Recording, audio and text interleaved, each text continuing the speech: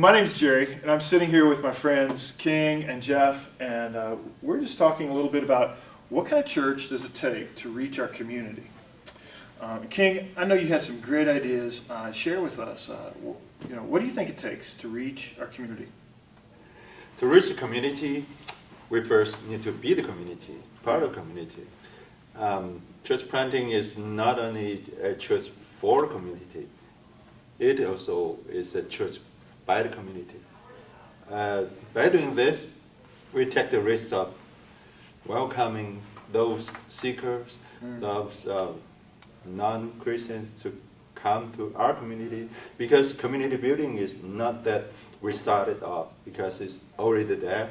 Community building, there already a community in this larger community. So we take the risk of let the newcomer, the seekers, to take part in a small group, in serving, to caring, relating one another, connecting. Actually, the communities of saints coming to a community of not yet saints. Right. We have a older, mature saints, and then we have newcomer, new Christians. They are very dynamic. They have relationships with the non-believer, and it's like not yet Christian friends. They have many connections, and we let the new believer to take a more dynamic role in reaching out to their people. So we take steps to. That's cool. That's great. Thanks, King. Jeff, what do you think? What is it going to take for a church to reach their community? Yeah, I think for us it's all about relationships. We have a desire to become friends with the community, become friends with people we meet, not to make them feel like a project, but to love them the way Jesus loves them, and to be His voice and His hands and feet, and to really reach them with the love and truth of who God is. And so we build friendships and want to make new friendships and just really invest in our time in other people, and have a valued relationships with people. So that's really the thing that drives us. That's the center of who we are, that drives us out as a church, is to do. And the other thing too, we do need to sharpen one another as Christians. Right. But at the same time, we can become very comfortable just being with Christians. We have to go outside of that and really build relationships with people who don't know Christ for the sake of friendship and love. So. Cool. Another thing that I've thought of as we're building a church and what is it going to take for a church to reach our communities is prayer. We're doing a very spiritual endeavor, and it's going to take spiritual resources for us to reach that community. And so, there's lots of groups of people who start organizations in our communities all the time. Right. But a church is something different than just another community organization. Right. It's a spiritual organization. It's going to take those spiritual resources.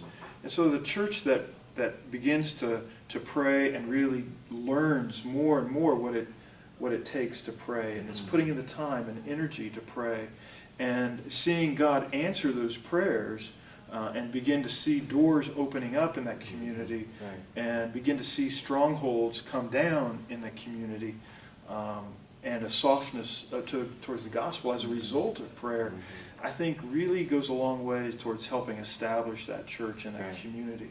So a praying church is hard to beat when it comes to a community. Yeah. King, what else do you think it takes? Yeah, I actually so I feel many actually newcomer converted in a prayer meeting.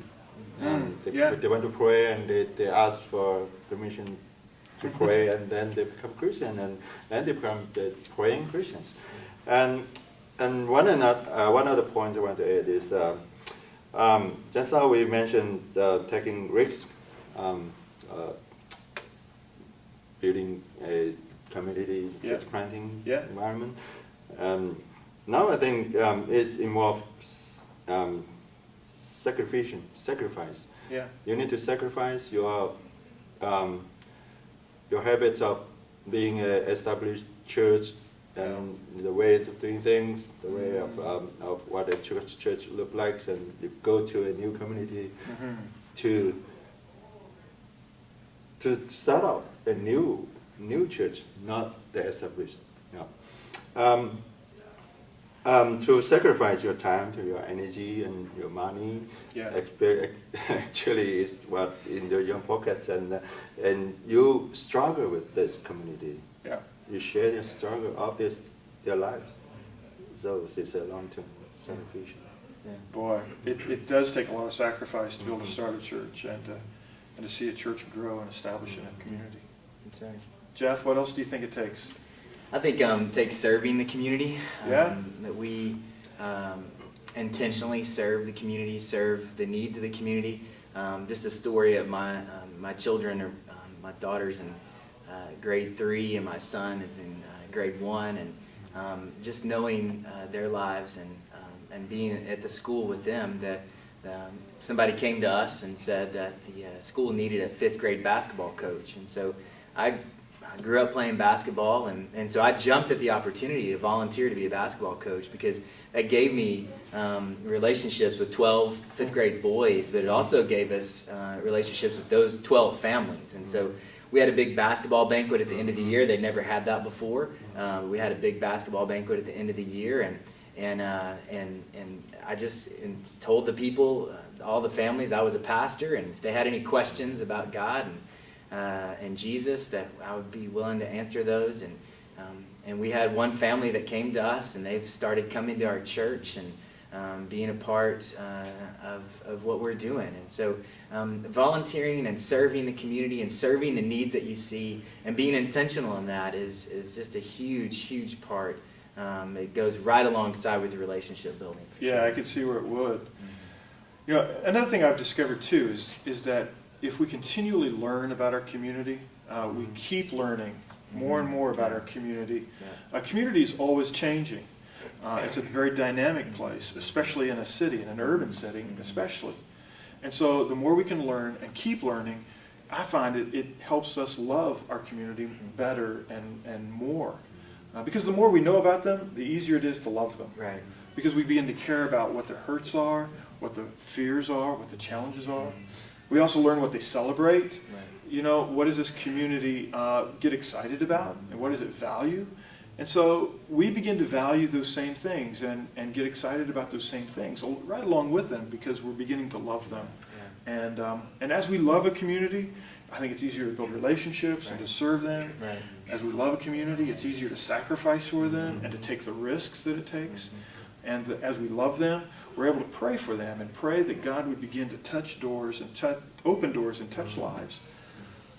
Well, guys, thanks a lot for all of your insights. It's been really a great time just to be able to talk about this. So thanks so much. Perfect. So as we're thinking about what kind of church it takes to reach our community, evangelism obviously has got to be an important part of what the church is about. So how can we use evangelism to reach our community? Yeah, Jeff? I think what we've seen is, and it tags on to relationship building, it tags on to serving the community for us, because that puts us in these relational networks where we're in with parents of our children that go to school with our children and those parents, and we're in a basketball like I used earlier. But I think another thing is, even in relationships, in the urban setting, people don't necessarily feel like they have a need for Jesus. You go to a third world country and you'll see, oh wow, they have a need because they have a lot of needs. But here, there aren't a lot of physical needs to meet that draw people into Jesus. And so what we've discovered is, as we live life with people, a need comes up in somebody's life. Recently, my wife has a great relationship with a lady who doesn't know Christ, and her close friend died. They walked the seawall one day here in the city, and my wife was able to talk about mortality and to talk about death and what happens after death. This lady had not thought about that even. I mean, and so just to be able to speak Jesus into that situation was a huge thing. And so there's just so many stories that we have of just living life with people, and all of a sudden something happens in their life, and God opens up the door to share in that moment. You're right. You know, sometimes life really is challenging, and people go through lots of issues in their lives. We had a guy contact us recently through our website, and had never been to our church or a small group, but he had some real issues going on in his life, and he needed some help someplace. And so he was able to contact us, and as I got to visit with him, he said, you know, for years I've always prided myself on being this lone wolf sort of guy. He said, but what I've realized is that now I'm 45 and I'm just a lonely wolf. And he said, you know, I realize there's some things in my life that really have to change, and I need some help.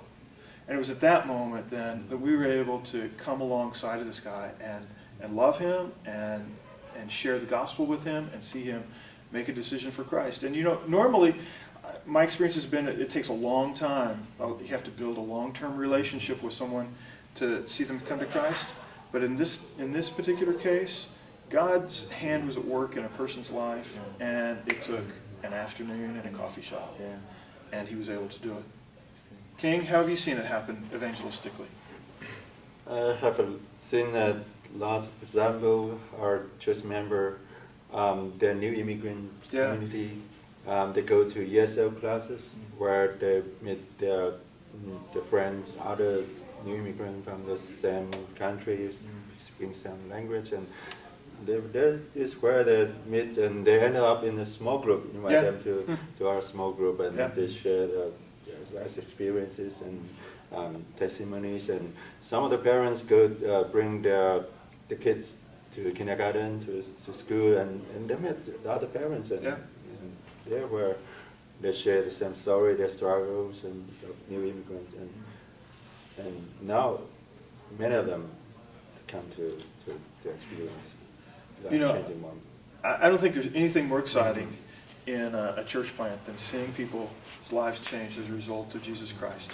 And so I really appreciate your time and your stories, guys.